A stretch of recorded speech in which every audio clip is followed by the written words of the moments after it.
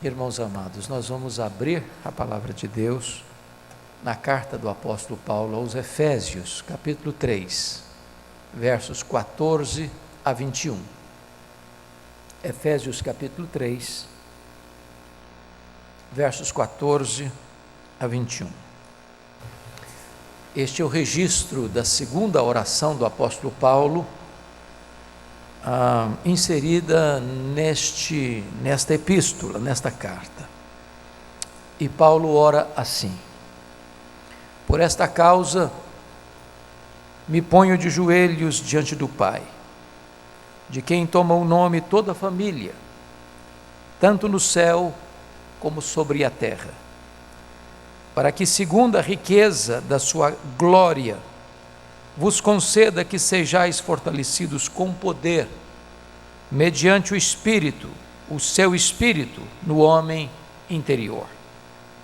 E assim habite Cristo no vosso coração pela fé, estando vós arraigados e alicerçados em amor, a fim de poderdes compreender com todos os santos qual é a largura e o comprimento e a altura e a profundidade, e conhecer o amor de Cristo, que excede todo entendimento, para que sejais tomados de toda a plenitude de Deus. Ora, aquele que é poderoso para fazer infinitamente mais do que tudo quanto pedimos ou pensamos, conforme o seu poder que opera em nós, a ele seja glória na igreja e em Cristo Jesus, por todas as gerações, para todos sempre. Amém. Eu não posso conhecer nenhuma outra oração registrada na Escritura, nem mesmo ao longo da história da igreja, mais ousada do que esta oração. O apóstolo Paulo estava preso em Roma, escrevendo a igreja de Éfeso, a capital da Ásia Menor, igreja onde ele ficou cerca de 3 anos, impactando uma grande capital, irradiando dali o evangelho para toda a província. Agora ele ora por esta igreja, no capítulo 1, pedindo iluminação para a igreja compreender o que é que ela tem em Cristo. Nessa segunda oração, Paulo está orando por capacitação de poder, para que a igreja entenda quanto ela é amada, e para que ela seja revestida e tomada de toda a plenitude de Deus. Penso eu que o apóstolo Paulo alcança o pináculo da sua teologia, exatamente quando se coloca de joelhos. De fato, um cristão de joelhos enxerga mais longe de que um filósofo na ponta dos pés. Paulo está preso. Seu planejamento inicial de ir a Roma e de lá ser enviado à Espanha e ter um tempo de refrigério com aquela igreja e repartir com ela a palavra, seu plano pessoal é frustrado. Ele chega em Roma sim, mas preso. Ele chega em Roma sim, algemado. Mas os homens podem limitar sua liberdade, pode trancá-lo numa cela, pode colocar algemas em suas mãos, mas os homens não podem algemar a palavra de Deus. Os homens podem impedir que ele viaje e pregue nas igrejas, mas os homens não podem impedir que ele ore pela igreja. E é curioso que Paulo, mesmo preso e com situações adversas, e certamente com necessidades tão prementes, não faz sequer um pedido para que suas necessidades sejam supridas, para que ele tenha liberdade daquelas cadeias, para que ele tenha recursos suficientes para ter uma vida íntegra e com suas necessidades supridas. Ao contrário, ele faz uma ousada e audaciosa oração, pedindo capacitação de poder. Eu queria que você, com a Bíblia aberta comigo no texto, acompanhasse o que Paulo está fazendo aqui nessa oração. Primeiro, Vejamos o preâmbulo da oração. Ele começa assim: por esta causa eu me ponho de joelhos. Eu tenho que fazer uma pergunta: que causa, Paulo? Que causa é essa que põe você de joelhos? E certamente tudo aquilo que ele disse até agora nessa carta. Ele abre esta carta mostrando que o Pai, o Filho e o Espírito Santo entraram num acordo glorioso para traçar a nossa redenção. O Pai nos escolhendo antes da fundação do mundo, o Filho nos redimindo com o seu sangue na cruz do Calvário, e o Espírito Santo selando-nos para o dia da redenção, sendo nos dado como um penhor, garantia de que a nossa redenção vai ser consumada. O que leva Paulo a se colocar de joelhos? A verdade gloriosa que estávamos mortos nos nossos delitos e pecados, condenados, depravados, como filhos da ira, e Deus reverte essa situação, e Deus nos apanha das entranhas da morte, e nos dá vida, e nos faz assentar com Cristo nas regiões celestes, acima de todo o principado e potestade, nos dando salvação pela graça mediante a fé, para que nós sejamos ricos em boas obras, as quais Deus de antemão preparou para que andássemos nelas. O que leva Paulo a se colocar de joelhos? O fato de que judeus e gentios viviam separados. Os gentios eram estranhos à aliança da promessa, eles não tinham a palavra de Deus, eles não tinham as promessas de Deus, eles não tinham os profetas de Deus, e agora Deus pega esses dois e faz um só povo, uma só igreja, um só rebanho, tirando o muro da separação. O que leva Paulo a se colocar de joelhos? Exatamente o misterioso plano de Deus, registrado no capítulo 3, versículo 6 desta carta, a saber, que os gentios são coherdeiros e membros do mesmo corpo, e coparticipantes da promessa em Cristo Jesus, por meio do Evangelho.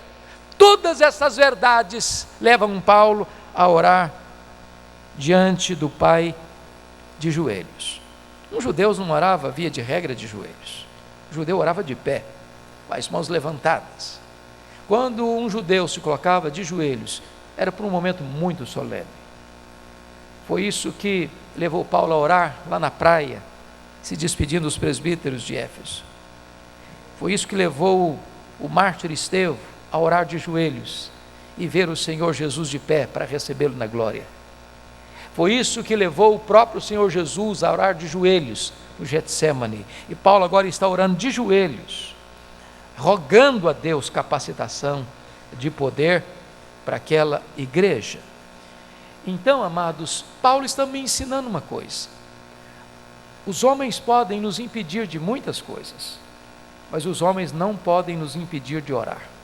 Paulo está impedido de pregar publicamente nas igrejas, mas Paulo está exercendo um outro ministério, poderosíssimo ministério, o ministério da intercessão.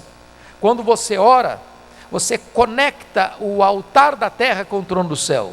Quando você ora, você une a fraqueza humana com a onipotência divina. Não tem nada mais revolucionário na vida cristã do que orar, porque você está orando não a um ídolo, não a uma energia, você está orando àquele todo-poderoso Deus que está sentado no trono, tem as rédeas da história em suas mãos, e Ele governa as nações, e Ele pode interferir e interfere na história em resposta às orações da sua igreja. Mas vamos mais. Por esta causa, me ponho de joelhos diante do Pai, que toma o nome de toda a família, tanto no céu como sobre a terra.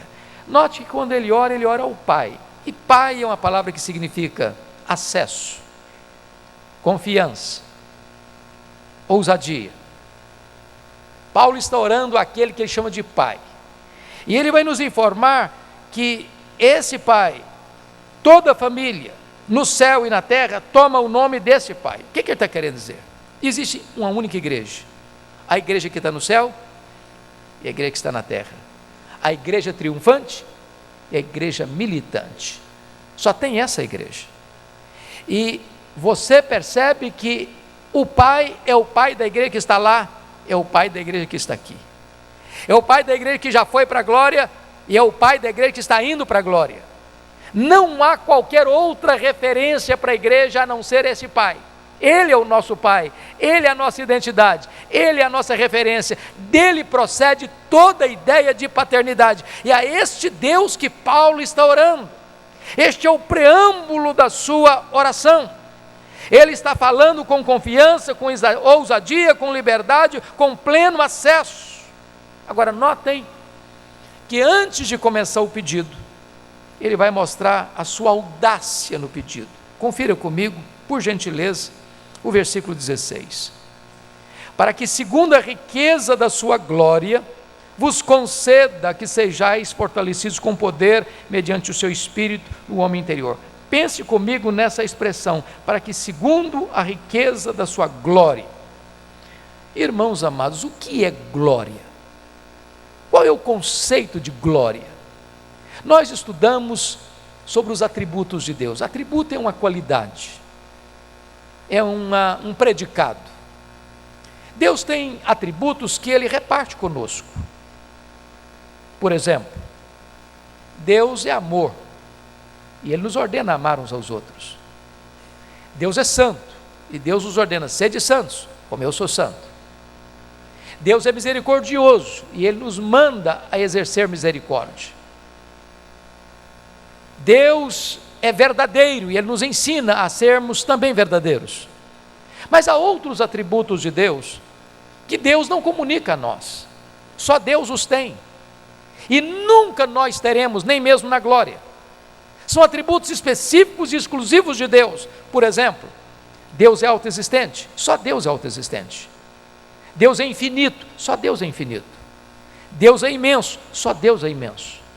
Deus é eterno, só Deus é eterno. Deus é imutável, só Deus é imutável. Deus é onipotente, só Ele é onipotente. Deus é onipresente, só Ele é onipresente. Deus é onisciente, só Ele sabe todas as coisas. Deus é transcendente, só Ele é maior do que tudo quanto Ele criou. Então glória não é um atributo, como a justiça, como a santidade, como a misericórdia, nem mesmo como os atributos incomunicáveis, a sua infinitude, a sua imutabilidade, a sua transcendência, a sua soberania, a sua autoexistência. Não, o que é glória então? Glória é um conceito teológico que retrata todos os atributos de Deus na sua manifestação plena e máxima, maiúscula e superlativa. O que Paulo está pedindo é que Deus, para atender essa oração, reúna tudo quanto Ele tem, reúna tudo quem Ele é, todas as suas perfeições, todas as suas qualidades, todos os seus atributos, todos os seus predicados. E Ele diz, segundo a riqueza daquilo que Tu és e que Tu tens, nós estamos pedindo que Tu respondas esta oração. Olha a ousadia dele. Ele está rogando para que Deus use quem é e o que tem, para responder a oração que vai fazer. Pois bem, agora eu preciso conhecer, diante desse preâmbulo da oração, o que é que ele vai pedir. Agora é o conteúdo da oração. Confira comigo o primeiro pedido que ele vai fazer. Versículo de número 16. Para que segundo a riqueza da sua glória vos conceda que sejais fortalecidos com poder, mediante o seu Espírito no homem interior. A primeira coisa que Paulo pede para a igreja, inclusive para você e para mim, é que você e eu sejamos fortalecidos com poder. Você tem dúvida de que nós precisamos de poder? Que essa é uma carência nossa? Que essa é uma necessidade nossa? Por que nós precisamos de poder? Primeiro, nós precisamos de poder, irmãos, porque nós somos fracos, muito fracos. Nós não resistimos às tentações do inimigo com a nossa própria força. Nós não resistimos ao pecado com a nossa própria força. Nós somos carentes de poder porque o diabo e suas hostes estão aí, nos tentando, nos rodeando, buscando uma brecha, lançando sobre nós seus dardos. E sem poder nós sucumbimos. Sem poder nós não resistimos. Sem poder nós não triunfamos. Nós precisamos de poder para quê, irmãos? Nós precisamos de poder para viver uma vida de santidade. Nós precisamos de poder para amar o nosso irmão. Nós precisamos de poder para perdoar. Nós precisamos de poder para morrer. Nós precisamos de poder para pregar. Nós precisamos de poder para viver a plenitude da vida cristã, e Paulo está orando para que você e eu sejamos revestidos de poder. Mas notem mais, mediante o seu espírito, no homem interior. Não é um poder espetaculoso, não é um poder para coisas mirabolantes, é um poder para que o seu homem interior, ou seja, a sua razão, a sua emoção e a sua vontade sejam capacitadas a viver para a glória de Deus, na presença de Deus, cumprindo o projeto de Deus. De onde vem esse poder? De onde procede esse poder? E o apóstolo Paulo diz, é do Espírito Santo. Agora preste atenção, se você é um crente, salvo em Cristo, você tem o Espírito Santo. Se alguém não tem o Espírito de Cristo, esse tal não é dele. Mas ele não está pedindo aquilo que você já tem, isso você já tem. Você tem o Espírito presente. O que ele está pedindo agora é o Espírito presidente. O que ele está pedindo agora é que esse Espírito capacite você, revista você, dote você, qualifique você, conceda força e poder a você. Sem esse poder, o poder do Espírito Santo, vamos viver uma vida cristã medíocre, rasa, pobre, minguada, fraca. Vamos sucumbir, vamos naufragar, vamos claudicar, e por isso Paulo está orando para a igreja, para que ela seja revestida de poder no homem interior, pela obra e pelo poder do Espírito Santo. Se você perceber, nem Jesus abriu mão desse poder. Quando você lê o livro de Atos, por exemplo, há 59 referências ao Espírito Santo no livro de Atos. A igreja entendeu que ela precisava do poder do Espírito Santo, e você e eu hoje precisamos desse poder, do poder do Espírito Santo. Mas agora ele faz um outro pedido, que é parecido e na mesma linha do primeiro. Olha comigo o verso 17. E assim habite Cristo no vosso coração pela fé. Vamos entender isso, irmãos. Se você é crente, também o Espírito Santo. Não só o Espírito Santo habita em você, mas Cristo habita em você. Cristo em vós é a esperança da glória. Mas o que ele está pedindo aqui é algo um pouquinho diferente. Preste atenção nisso.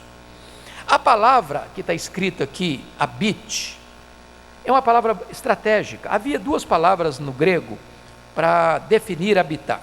A palavra paroikel e a palavra katoikel.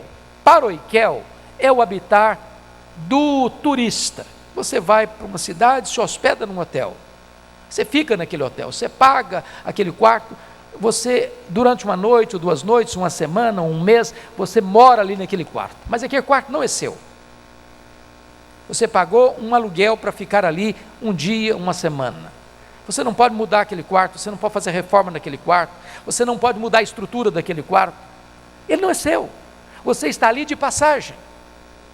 Você está ali como um estrangeiro, temporariamente. Mas há uma outra palavra que não é paroikel, é a palavra katoikel, que é o morador permanente, é o dono da casa. Ele tem as chaves de toda a casa, ele tem autoridade na casa, ele pode mudar os móveis da casa, ele pode fazer reforma na casa, ele é o dono absoluto daquela casa. Ele não está ali de passagem, ele é residente e permanentemente residente ali. A palavra que Paulo usa não é paroikel, a palavra que ele usa, e assim habite Cristo nos vossos corações, é katoikel. Em outras palavras, é necessário que o Senhor Jesus Cristo venha habitar no nosso coração, no sentido de ser plenamente o dono de toda a área da nossa vida. Ele pode visitar o quarto, onde você descansa. Se tem coisa que não presta, ele joga fora. Ele pode visitar a sua sala de entretenimento, e se tem coisa lá que não é boa, ele joga fora. Ele pode visitar o seu escritório, onde você faz as suas transações, os seus negócios, e se tem coisa lá que não presta, ele joga fora. Ele é o dono da casa, ele tem as chaves da casa. Lembram comigo da história de Neemias, o governador de Jerusalém? Depois de toda a reforma que ele fez em Jerusalém, ele se ausentou por um tempo. E deram um jeitinho muito assim, astucioso, para que o inimigo de Israel, o Tobias, viesse para dentro de Jerusalém, para dentro do templo.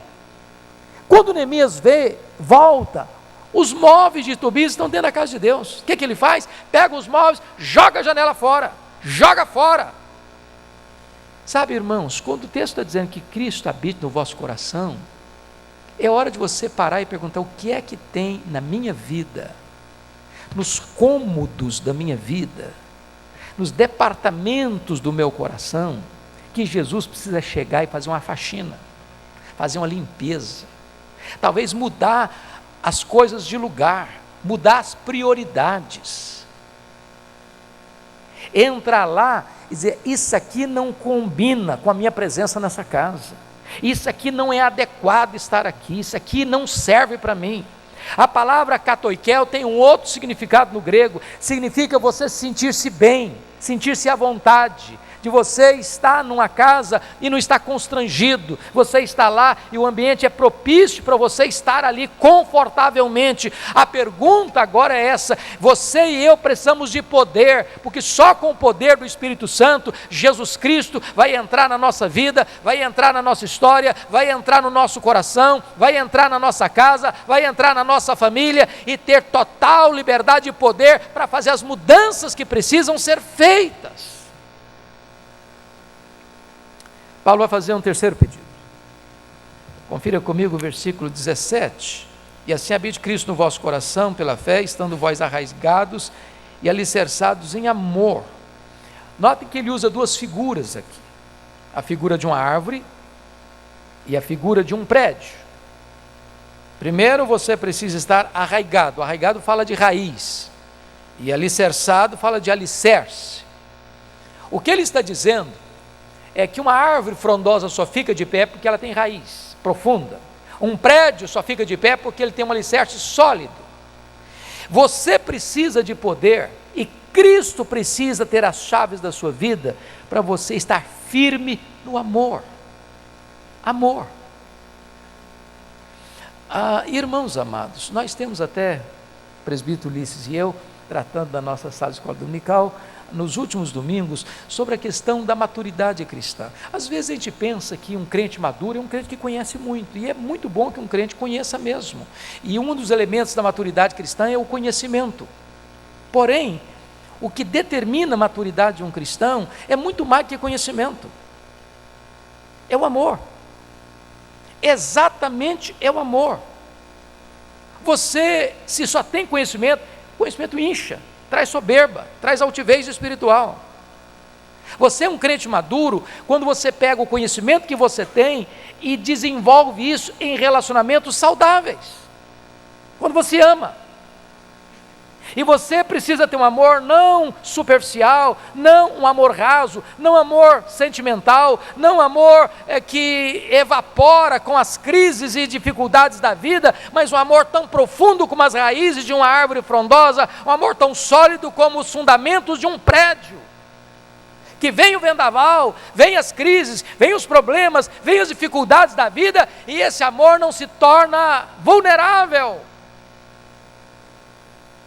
Pensem comigo, o amor é a virtude mais importante. Você pode ter conhecimento, você pode ter ciência, você pode ter dons espirituais, você pode ser uma pessoa tão generosa a ponto de doar todos os seus bens para os pobres. Se você não tiver amor, isso não vale nada. O amor é tão importante que você vai ser conhecido como discípulo de Cristo se você tiver amor. Nisso conhecerão todos que sois meus discípulos, se tiverdes amor uns pelos outros. Você pode ser um líder na igreja, você pode ser um doutor em teologia, você pode ser um grande mestre, você pode ser um grande músico, você pode ser um grande pregador, você pode ser um grande literato. Se você não tem amor, você não é conhecido como discípulo. É pelo amor, diz a Escritura, que você está habilitado a trabalhar na causa de Deus. Notem comigo Pedro. Pedro caiu. Pedro negou Jesus, Pedro desistiu de ser discípulo. Agora lá está Jesus no mar da Galileia para restaurar o Pedro. Eu fico imaginando se fosse hoje no nosso contexto, nós fazendo parte de uma comissão espiritual da restauração de Pedro ao ministério. O que nós faríamos, irmãos? Talvez a gente dissesse, Pedrão, 1 ano de banco, 1 ano de banco, você não vai fazer nada, você vai sentar aí, escutar, tá bom? Segunda coisa, Pedrão, você vai frequentar um curso de aconselhamento, porque você é muito vulnerável, seus sentimentos aí variam muito, você promete uma coisa, na mesma hora você descumpre o que você prometeu, Pedro. Você precisa dar uma trabalhada nas suas emoções. Ou talvez, Pedro, você vai fazer um curso de teologia, nós vamos dar 5 livros de teologia para você ler, e você vai fazer um resumo, você vai fazer depois um escrito e entregar para a gente. Depois nós vamos fazer para você um pinga-fogo de perguntas. Se você passar em todos esses testes, nós vamos restaurar você o ministério. Aí Jesus vai para restaurar o Pedro, só faz uma pergunta em 3 aspectos. Pedro, você me ama? Bom, se você me ama, você está apto a cuidar das minhas ovelhas. Se você me ama, você pode pastorear minhas ovelhas. Amados irmãos, cristianismo sem amor é apenas religião. Nós precisamos de poder para amar. Mas notem mais o que Paulo está pedindo ainda. Vejam vocês, versículo de número 17, 18. Estando vós arraigados e alicerçados em amor, a fim de poderdes compreender com todos os santos qual é a largura e o comprimento e a altura e a profundidade. Note que agora ele passa do amor que nós devemos ter uns pelos outros para uma compreensão do amor que Cristo tem por nós. Porque eu não posso amar o meu irmão até o momento em que eu entendo quanto eu fui amado. É a compreensão do quanto eu fui amado é que me habilita a amar. É o quanto eu fui perdoado, é a compreensão disso que me habilita a perdoar. E Paulo está orando aqui para que você possa, com todos os santos, compreender com todos os santos qual é a largura, e qual é o comprimento, e qual é a altura, e qual é a profundidade. Para um pouquinho para pensar o quanto você é amado. A largura desse amor abrange todos os povos. O comprimento desse amor vai de Adão até o último homem, até a segunda vinda de Cristo. A altura desse amor é que ele procede do céu. A profundidade desse amor é que ele vai ao fundo do poço e resgata de lá o pecador mais degradado. Cristo amou você, o amor maiúsculo, superlativo, indescritível. E você precisa de outra coisa. Você só vai compreender isso com todos os santos. O que Paulo está querendo dizer com isso? Não tem crente desigrejados. Essa ideia de eu não sou crente, mas não preciso de igreja, sou crente, mas eu posso ficar em casa, sou crente, mas eu posso ficar ouvindo os meus pregadores prediletos na internet, isso não funciona, irmão. Sabe por quê? Você e eu só vamos compreender o quanto o Senhor nos ama com todos os santos. Como assim, pastor? Eu preciso chegar na igreja e escutar o testemunho do meu irmão. Olha, Jesus me salvou, eu estava perdido, eu estava arruinado, eu estava escravizado e Jesus restaurou minha vida. Eu estava pregando essa semana, lá em São Paulo, e uma mulher chegou e me deu um abraço bem gostoso. Diz, pastor, o senhor não sabe, mas essa semana eu tinha tomado uma decisão de me matar. De madrugada, era o último momento da minha vida. E quando eu estava para tomar a decisão fatal de tirar minha vida, um impulso veio no meu coração. Ligue o seu computador, escute uma mensagem. E ela entrou numa mensagem que Deus havia me dado, sobre a esperança da vida. E ela disse, aquilo salvou a minha vida. Você e eu precisamos ouvir isso, uns dos outros. o que Jesus fez na sua vida, o que Jesus fez na minha vida, o que Jesus fez na sua vida. E quando você vai escutando quantas coisas lindas Deus está fazendo, quantas maravilhas Deus está operando, quanto Deus é gracioso com um, quanto Deus perdoa o outro, quanto Deus restaura aquele outro, como Deus manifesta a sua graça, o seu poder no meio da sua igreja, tudo isso leva você a compreender quão grande o amor de Deus por você e por mim. Mas notem mais, quando chega no verso de número 19, Paulo vai fazer um outro pedido, para mim incompreensível: e conhecer o amor de Cristo, que excede todo entendimento. Então, veja, você que está pedindo para você conhecer o que ele mesmo está dizendo que não dá para conhecer. Não parece até incompreensível o que ele está escrevendo? E conhecer o amor de Cristo, que excede todo entendimento.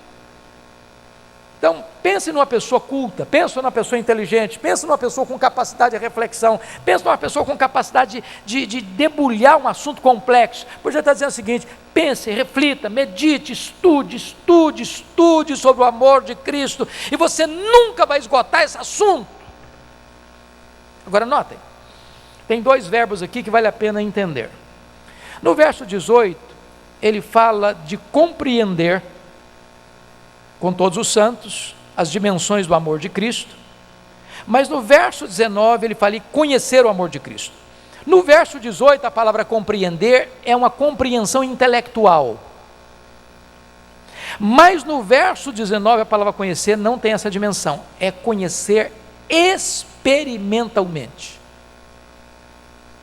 E eu pergunto a você, que experiência você e eu temos de conhecer esse amor?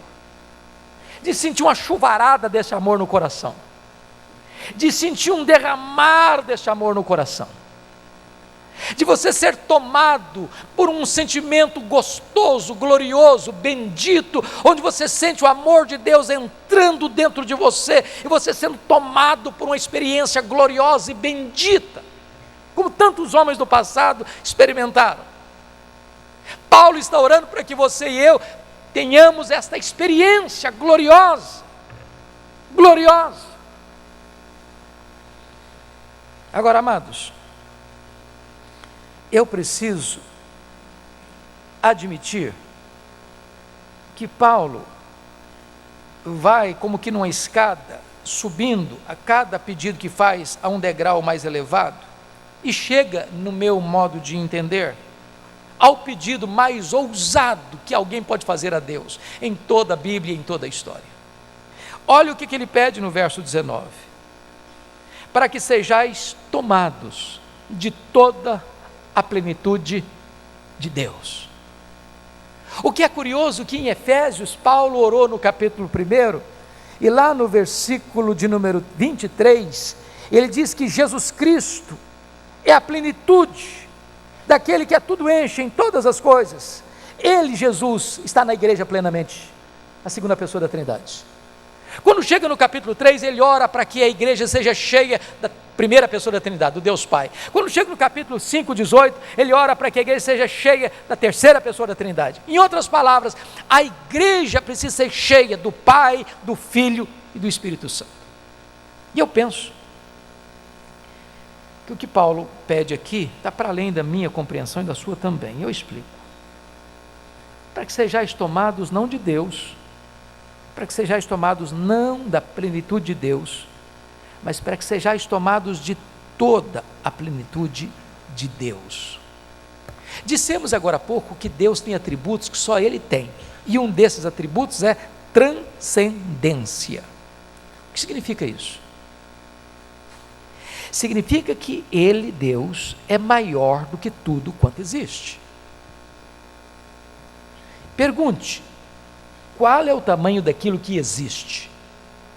Qual é o tamanho do universo que Ele criou? Nenhum cientista é capaz de dar essa resposta com precisão. Mas o que nós já sabemos é que esse universo tem mais de 93 bilhões de anos-luz de diâmetro.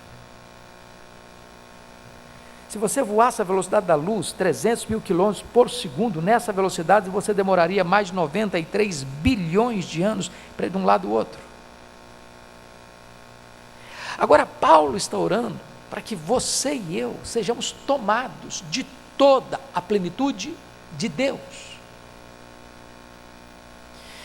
A minha conclusão é que você e eu temos um problema. Qual é o nosso problema, irmãos? Limitar a obra de Deus ao que nós conhecemos e ao que nós experimentamos. Nós conhecemos tão pouco e achamos que isso é tudo. Nós experimentamos tão pouco e achamos que isso é tudo.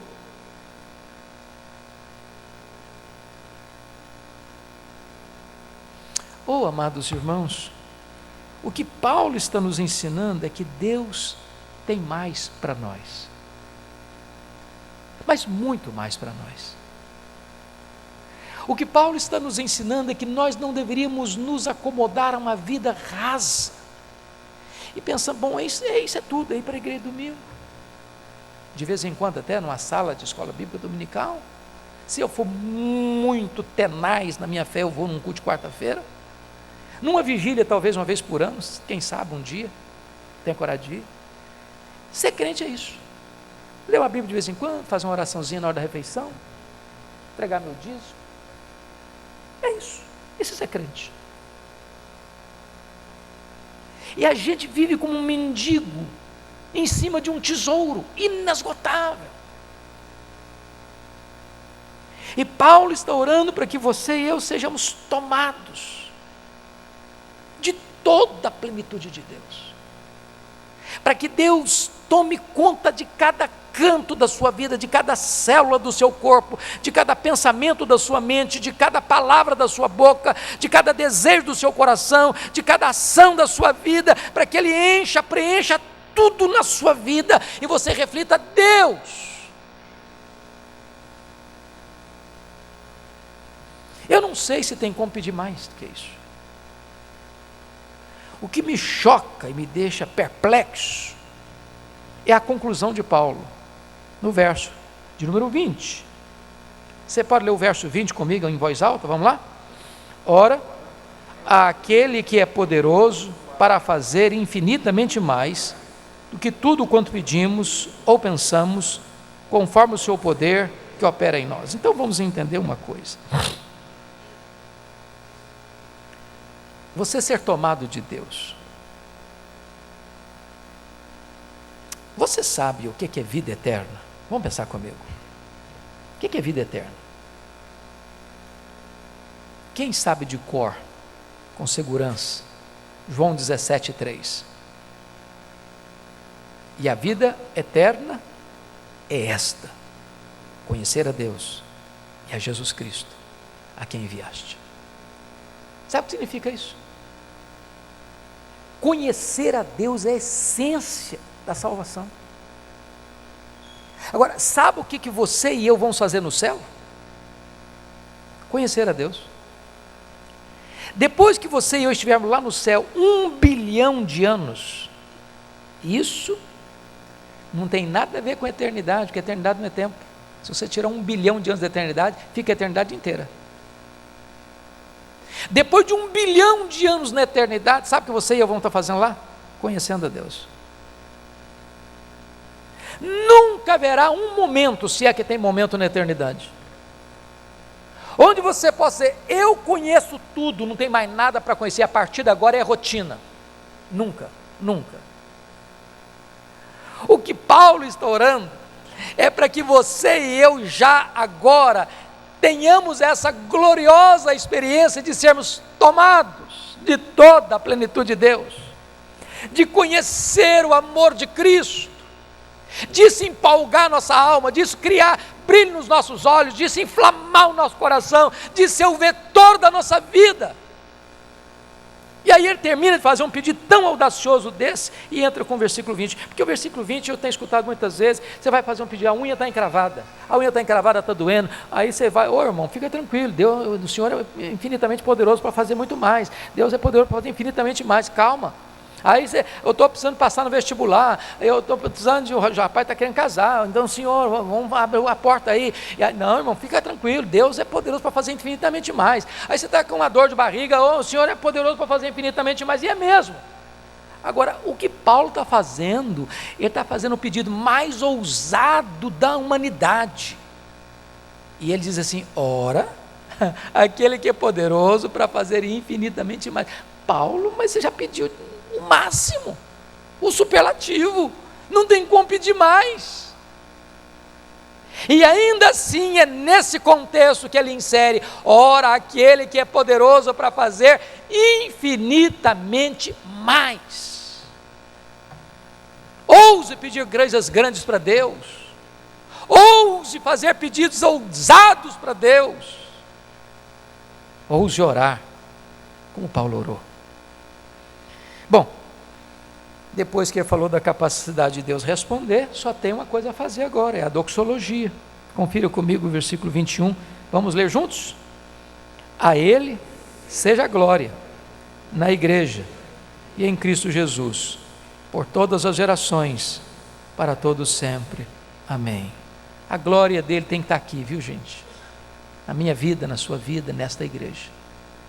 A glória dele está no corpo, a glória dele está no cabeça, a glória dele tem que estar no tempo, a glória dele tem que permanecer por toda a eternidade.